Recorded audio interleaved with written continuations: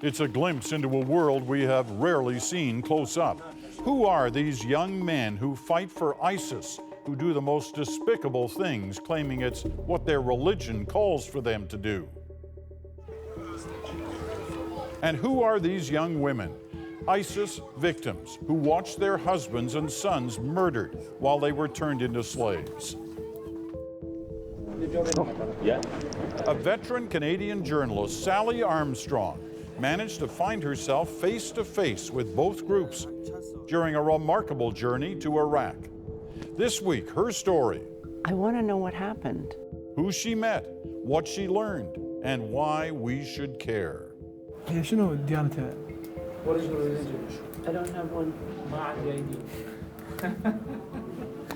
Did I cut my throat? Yeah.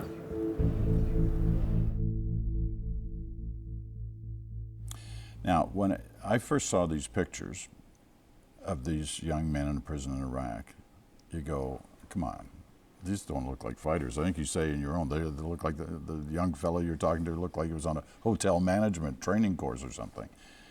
Why'd they look like this? Well, you know, this was a fascinating thing. When you and I see them, and your reporters are covering them, they have these huge black beards. I sometimes think they backcomb the beards to look more ferocious. And they're wearing Darth Vader-like clothing as they march down the streets of Mosul. So when they get to the prison, they have to shave the beards. They don't have to shave their mustache, but they have to shave the beard. And all the clothing they wear in the prison is sewn by the prisoners. So they've all got these brown vests and T-shirts on. And you're right, you strip that off, you find out how young they are. And by now they're in prison, so they probably cleaned up their thinking a little bit. And they do, they look like students of hotel management. Is that disarming? I mean, you're thinking one thing, and then suddenly you're looking at something very different. A little bit. I think I was so amazed that I even got the interview. You know, Peter, it never occurred to me that there'd be prisoners. I don't know why I thought that, but I thought ISIS either fights or dies. And I was in Dohuk, and I heard someone mention prisoners. I said, prisoners? Where? They said, here. So I thought there might be a lot of begging involved, but that's how we got in there. So I was pretty dazzled because I wanted to know what the heck they thought they were up to. Back up just a little bit to the challenge of actually getting in the prison. Because when you look at these pictures that Peter Bragg, who was traveling with you, shot, famous Canadian news photographer, it doesn't look like what you would imagine to be an Iraqi prison. It's so true. Everything's white. The walls, the ceiling, the floor, the bars are white. But within the prison, there's metal workshop, auto workshop, wood workshop, school, psych-social, they call it, classes. The man who runs it, you know, they're anticipating what is to come in the future. How are these people ever going to get along with each other again? This ancient Mesopotamia is so blood-soaked. Nobody trusts anybody. They've worked together for thousands of years, but now there's distrust, there's hatred. So he said reformation and rehabilitation has to be part of the prison experience. Is there any evidence that's having any impact on I mean, these young men were either hardened killers or supportive of hardened killers. And we're talking hardened killers. Absolutely. Rapists. You name it. People who would chop your head off, burn you alive in a cage, throw you off a 5-story building if they suspected you were homosexual. These are hardened killers. Any evidence that this is having an impact on them? I mean, they must have been putting on a bit of an act. I think it's too soon to say. I don't think the people who are in that prison are the brightest of the lot. One of them was digging himself into a hole. He kept telling me things to better his own situation. We had the photo of a missing girl, and I showed it to him because he was the one in charge of matching up the sex slaves with the commanders. Honest to God, can you imagine that being your job? If we wanted to arrange for the release of that girl, what should we do? يعني أقدر أخلص. You gotta pay ransom. Who to? لازم أروح على هذا الشخص اللي يمتلكها. To the owner of the girl. بس يعني هذه الشغلات ولو واحد يحكي شغلات يقول أسوي ما أسوي بس أنا إذا أطلع يعني كثير شغلات أقدر أسوي. If they release me, I can help them in many cases. I mean, he was digging himself into a hole.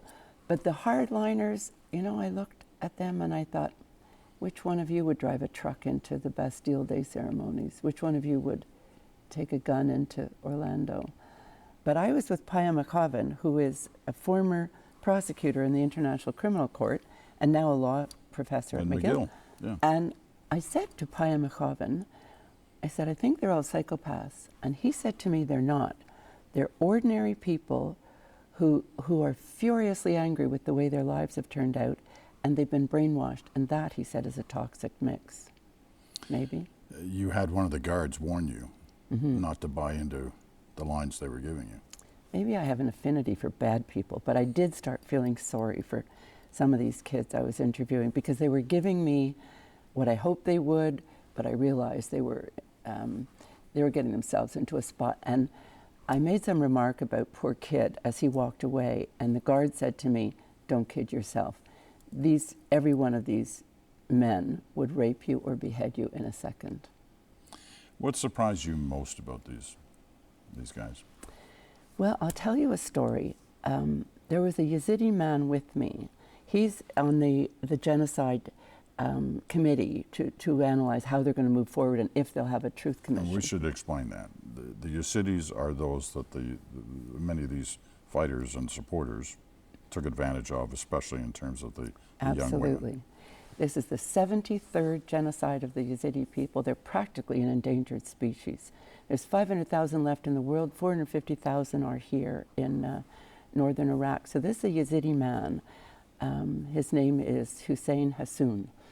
And when I finished interviewing the young man who was in charge of the sex slaves, he walked up to him and he said, "I'm a Yazidi man. I was on Shingal Mountain when you attacked. I forgive you." The kid was speechless. He stood there. He was absolutely shocked. And then he had tears in his eyes. So that's telling. Then the guard took him away. There's one moment in those discussions with those young men, with the one who seems the most kind of innocent, almost cherubic looking face, where he does this about what would have been your likely outcome if you'd been caught up in that situation. Tell us about that. Well, I was fascinated. I was interested in the amount of bloodletting that seems to be part of their action. And I said, why do you do this? Why are you so angry and wanting death and bloodshed? And he said, it depends on who you are. So they refer to the people of the book, that would be Jews and Christians. And the people of the book, he said, get off. They have to leave the land if they create a caliphate, and they have to leave all of their goods behind and all of their money. But they will not kill them unless they disobey those rules. But anyone who is not of an Abrahamic religion is to be killed because they're considered infidels. So this kid said to me, we only kill the infidels. And he said, what's your religion? I thought, now is not the place to be discussing my religion. I said, I don't have one. And he did this. But how do I know they wouldn't take me? هي شنو ديانتها؟ What is your religion? I don't have one. ما عندي أي دين. You saw that That sign? I cut Yeah. my throat? Yeah. They would kill me. And how did that make you feel? Well, I was in a prison and I was able to leave. He wasn't, so. But you were kind of like I was something like nose this to from nose him, with right? him. I'll tell you, the other one, the hardliner who said, I asked him if he was sorry. He said, I'm sorry, I'm in prison. And I asked him what would, he led up to this somehow with suggesting that I was out of place. And I asked, what would you do to me? Would you kill me? And he said, I wouldn't, but he said Daesh, ISIS would. And he was a bit menacing, and that touched me. I am a mother, I am a grandmother, I am a woman, and I am not Muslim. Would you kill me? لا لا الإسلام ليس دين قتل. But ISIL does a lot of killing. ولكن داعش تقتل الكثير من الناس. هو تنظيم هو قتل ما أنا أقتل. mean that Daesh is gonna kill you, not me, but the Daesh is gonna kill you.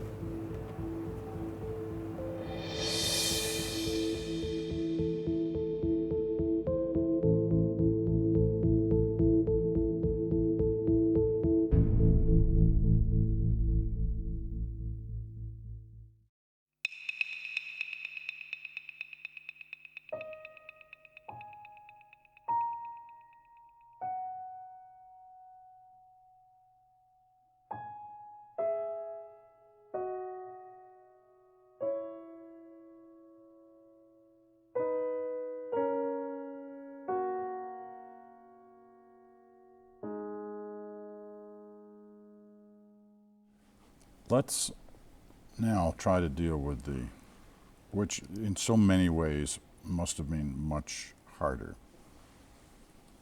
dealing with these young women, well, and some not so young, who had been put through these various kinds of sexual and physical torture by ISIS. First of all, how did you convince them to talk? Well, that took a bit. I'd done another story on them after the famous August 2014 attack. But you didn't see a lot of personal interviews. You had a lot of hearsay stories. And I said, I need to talk to people. I need to hear the story from the girls and from the women. And in some cases you sat down alone with, including this young girl here, but also with groups of women. Yes. And it became to the point where they wanted you to have their story told so the world would understand. You know, there's a question about showing the faces, especially of underage girls who've been raped. All of them, the women, the girls, the men who were on the edge of the interview said, you take our story to the world. And these girls, the young girls, said to me, I look forward to the day I can stand up in a court and tell the whole world what those men did to me. This is my name, this is my face, this is what they did. If you saw him again, would you be able to say, that man took me? Yes, I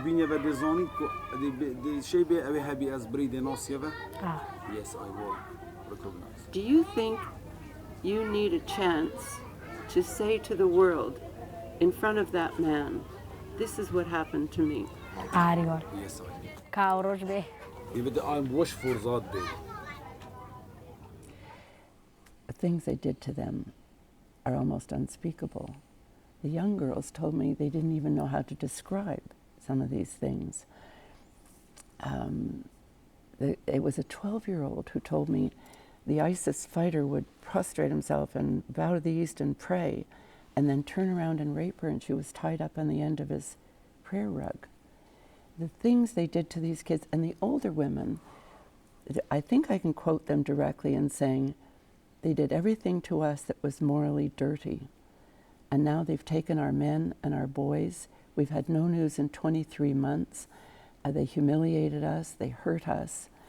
And that's when they said, they put their hands in the air and said, take our story to the people, tell the people. It is so terrible, Peter, what happened to those women and girls. So when they say, take our story, take it to the people, what are they hoping for in terms of some kind of justice or retribution, or what are they hoping for? They're very direct. They said, why does nobody care about us? The first woman I sat down with, she's 31 years old, and she said to me, why should I tell you my story? I told her before, nobody came to help us. And it's true. I mean, everyone's been there. Amnesty's been there, Human Rights Watch, the UN.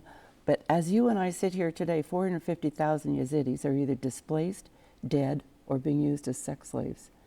That girl right there, her name's Amira, and she said to me, if anyone cared about us, we would all have been rescued by now, but nobody cares. She has a tattoo on her arm that says, bring back my people. But 12 years old, saying, if you cared about us, you would have helped us. They want to go home, and they want to know that someone's got their back. What is that you're wearing around your neck? Surat Ibrahim. Why are you wearing that around your neck? Da hardimid bam bewa kay marada. to always be close to me. Where is he? Mikere, دست داشت. he's taken by ISIL. In the earliest days of this situation with the Yazidis when they were on that mountain, there was an international effort to free them, and a lot of it worked, including with Canadian pilots, CF-18 pilots. But this issue of the women, does nobody care?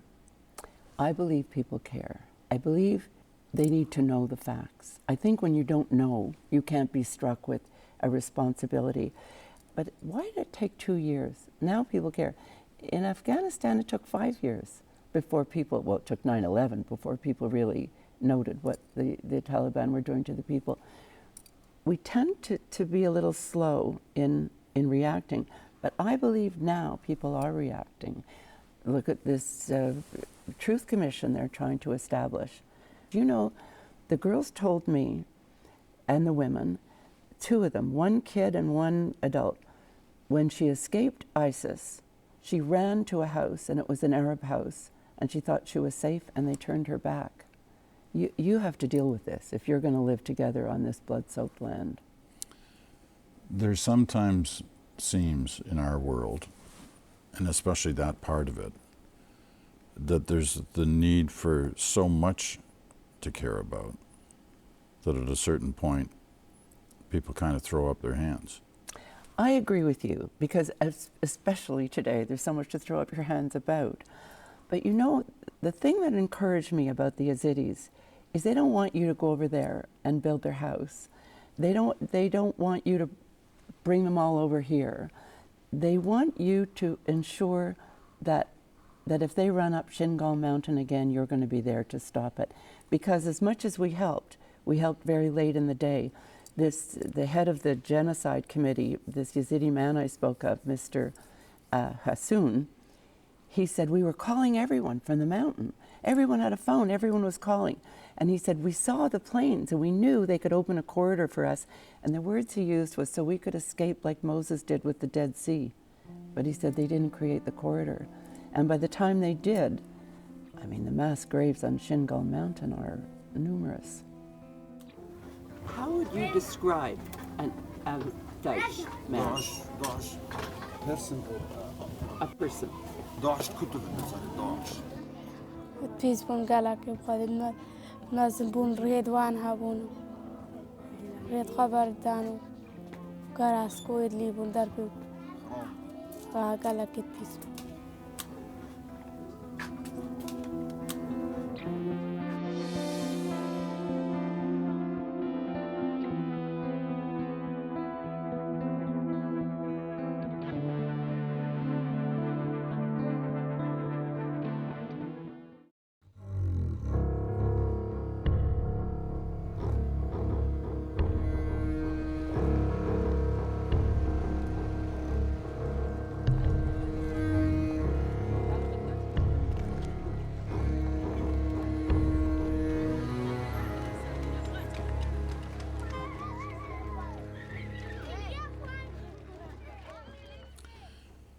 You've seen so much in your time as a journalist in so many different places. How does a trip like this impact you? How does it change you? It's my job, and I like my job. And Yeah. I like getting a great story, but it does. I can tell you, Peter, I've wrecked a few dinner parties in my day, and I bet you have too. When people say, they've been at this for years, let them kill each other. It impacts me in that I can't be silent. And I would say, it's not okay with me that they're killing each other. And I think your voice is a pretty powerful tool when you don't know what to do about helping people. But it does impact me. These kids, look at these kids. They play on the back of my eyelids, these kids. And those women who were brave enough to tell me their stories, I'm so humbled by their willingness to tell me what happened to them. It's amazing, your journalism. Thank you. It becomes so personal. You know, you're doing this out of a kind of a personal commitment to uncover the truth, to have a better understanding of stories that impact us in ways sometimes we either forget or ignore.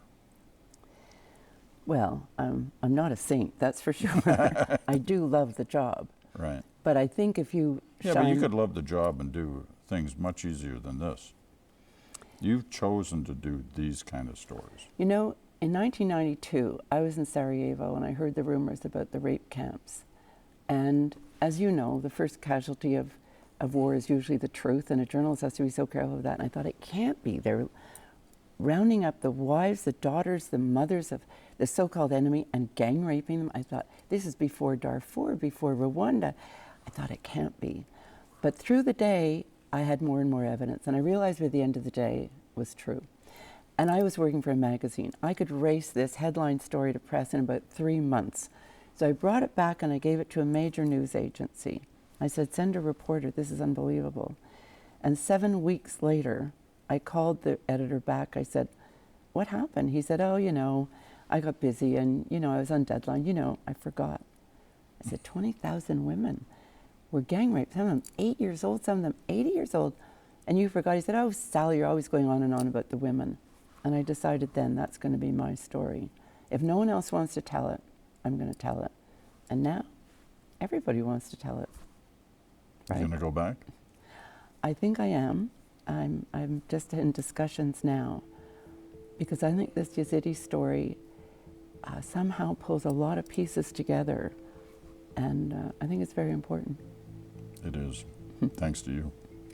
We're getting to hear it. Thanks again. Thank you, Peter.